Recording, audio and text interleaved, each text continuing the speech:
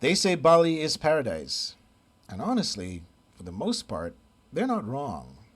It's stunning, spiritual, delicious, and yeah, occasionally drenched in tropical chaos. In this episode, I check into a beautiful hotel, fall in love with Nasi Goreng, meet a poop coffee legend named Jimmy, and wrap it all up with beer, scooters, and smoky pork skewers. You don't want to miss this. Roll my intro. I love it when you do it like that. When you walk out wearing nothing but. I love it when we do it like that. You know that I'm right there, want you to. You make it look so easy like that. Then you try out my attention like. Annyeonghaseyo, Daebak fam. Welcome back to Daebak Reacts TV, your one-stop shop for all things beats, bars, and of course, big Daebak energy. It's me, your occasionally sweat-soaked, always curious Ajeossi, and this is part one of my Bali adventure. But before we dive in, I want to give a quick shout out to the legend Rody Bro Gamer, who helped me build my very first streaming setup using Mel Studio. So if you're new to streaming and you want your setup to not explode, go check out his channel. I guarantee you, it's Daebak certified. Today's episode covers arrival day, temples, teas, and one of the best dinners I've ever had in recent memory. So grab a snack, maybe a pork skewer, and let's dive in. So we landed in Denpasar, Bali, and headed for the town of Kuta, where we checked in to the Bali Rani Hotel. This place, pure vibe, a traditional styled oasis tucked into the city. Courtyards, koi ponds, a gazebo in the center, and that gentle hum of paradise. Not to forget, it was hot, extremely hot. So I was lucky that I had my handy electric fan with me that I could use at a moment's notice. So highly recommended if you're traveling to hot places like Bali, bring one along with you. I'm talking about those handheld fans you can easily buy off of Amazon. Not sponsoring that product, just so you know. But anyways, I realized something. I realized I wasn't just on vacation. I was in a movie, because this place was a hub with access to entertainment, to food, and beautiful chaos. And that's exactly what I wanted for my dream vacation. So for dinner, we hit a spot near the hotel, and that's where it happened. Amidst the drenching pour of unrelenting rain and scorching sauna-like heat, I found my love, Nasi Goreng. Now listen, I've had fried rice before, and I'm pretty sure y'all have had fried rice before. But this was something else. Smoky, sweet, spicy, topped with a perfectly fried egg and crunchy prawn crackers. From that point on, every menu was just a Nasi Goreng menu to me. I'm serious. It became my official emotional support and my travel companion. Well, no offense to my actual travel companion, but you get what I'm saying. This dish was the chef's kiss. So the next day, we planned to visit the Garuda Vishnu Kensana Park.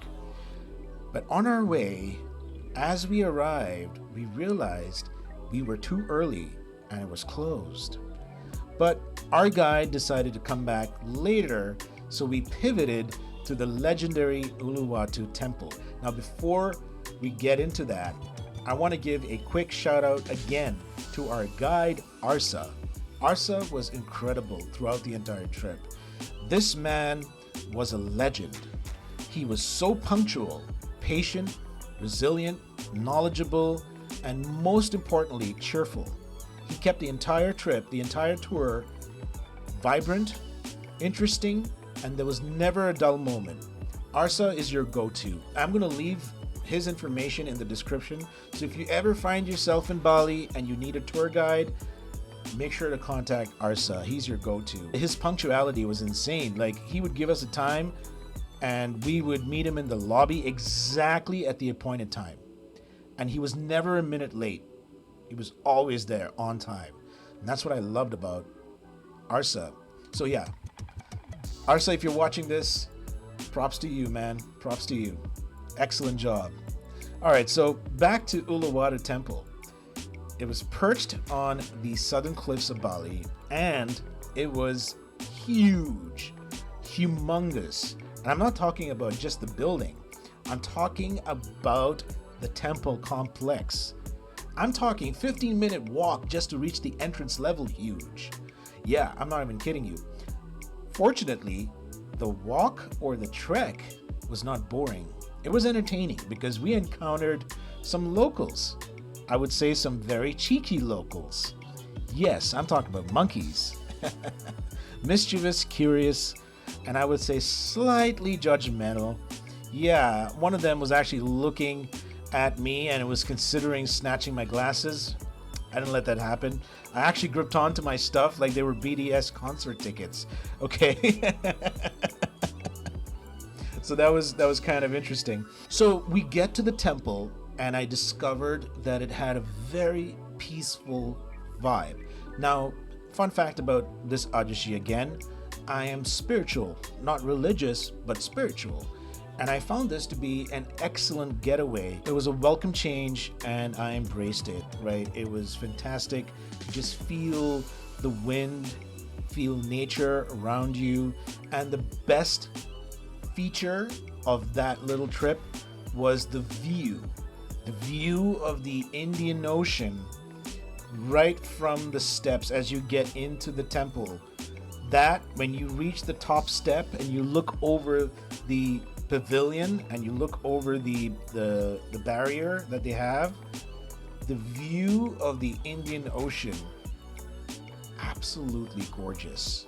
You could actually see the horizon. Even though it was cloudy at the time, you could see there's a beautiful transition between the clouds and the ocean, and the horizon very clearly visible.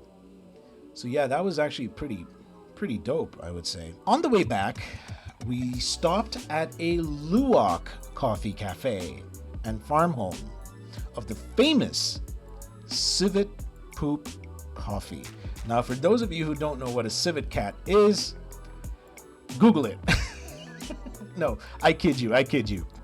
A civet cat is a type of animal, and it's an animal that's commonly found in Indonesia. And it's famous because they are used, use is a strong word. Let's go with they are raised for their coffee making feature. For lack of a better term, that's exactly what they do. So what happens, and this is where Jimmy comes in, okay? Jimmy, our host, the legendary host that I mentioned in my intro. Yeah, this is where we met Jimmy. And this guy was charismatic. He gave us an entire tour of how the beans are collected, cleaned, and roasted. So what happens is that they feed these civet cats coffee beans, because that's what the civet cat has as a regular go-to. Yeah, I think they're pretty gourmet if you ask me. Right? Poop to perfection.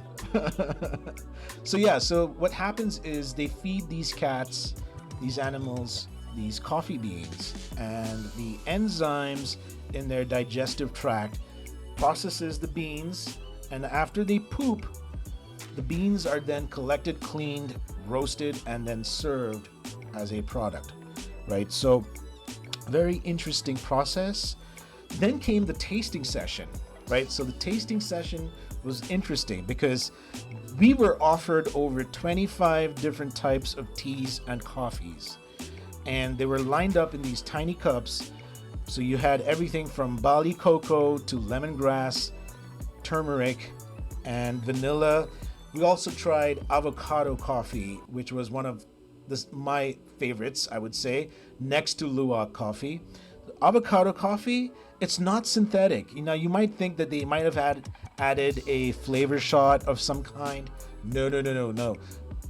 From what I understood, the avocado extract, I don't know how they extract it, but they produce this extract, and this extract is then infused and blended with the coffee beans, giving that unique flavor. So it was very interesting, very refreshing, I would say. Luwak coffee was smooth and buttery, and I found it to be a nice, there was this nice dichotomy between this avocado coffee and the Luwak coffee. I like both. I enjoyed both. I think they're both suited for different moods, I would say.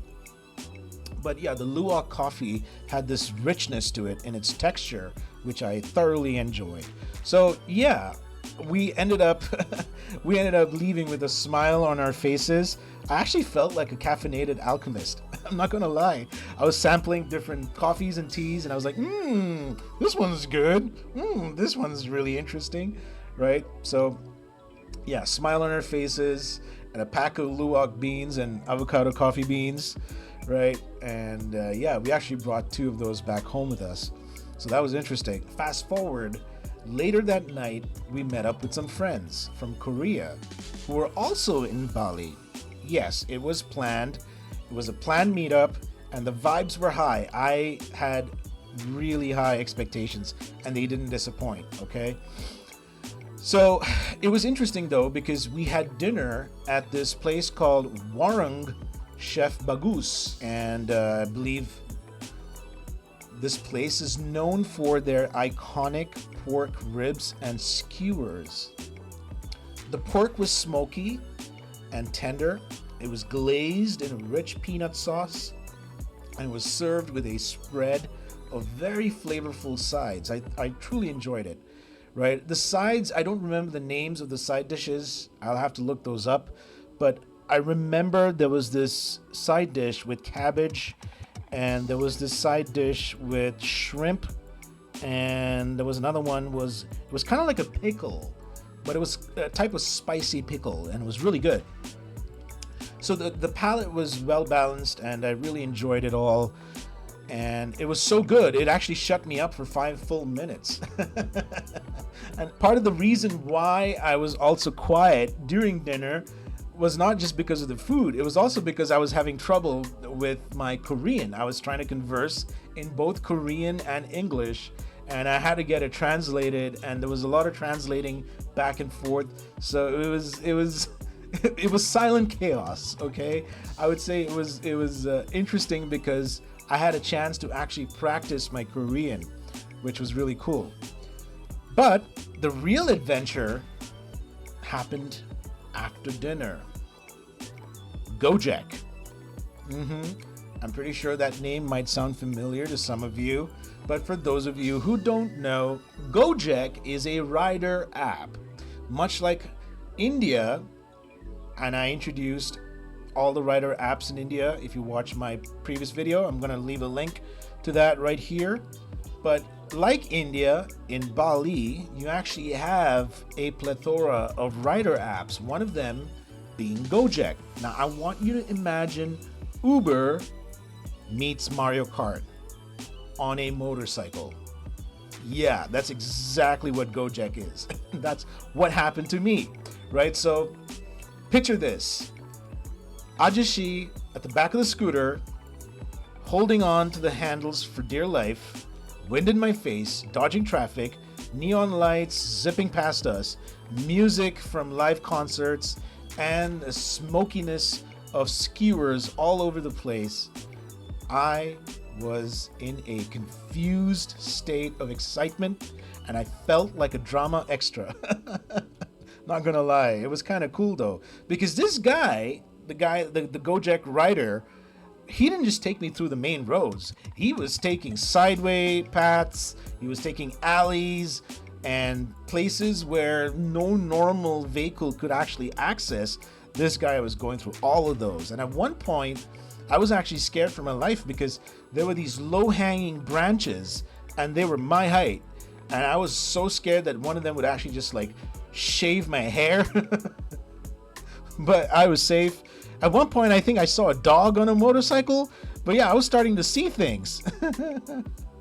Anyways, we got to the next destination safely. And the next destination was Beer and Co. A chill lounge where you could actually just walk up to a wall of a fridge, choose your beer, local, imported, whatever you want, and just vibe. Of course, you got to pay for it. Yeah, that goes without saying, but you get what I'm saying, right? It kind of felt part hipster cafe, part gas station, part genius. Okay, so it was like this place was laid out so interestingly that the bar was on the right side where you could actually order custom-made drinks, and on the left side was this huge big ass fridge where you could get any kind of beer you want. Name it, Asahi, Corona, Molson Canadian, Heineken, Guinness, you name it, they have it, right? So I sat there with a cold local IPA, helmet hair in full effect, and I thought to myself, this is Bali. Slightly chaotic, always delicious, incredibly hot, but totally Daebak. And that's a wrap on part 1 of the Bali adventure. Thank you for watching, Daebak fam. We came in hot, we got soaked, we got caffeinated, we ate well, we laughed with friends, but we're not done. There's more. So if you want to stay tuned for more Daebak stuff and more of my Bali adventure, don't forget to subscribe, smash that like button, turn your notifications on, stay Daebak, and I'll see you all in the next video. Cheers and peace.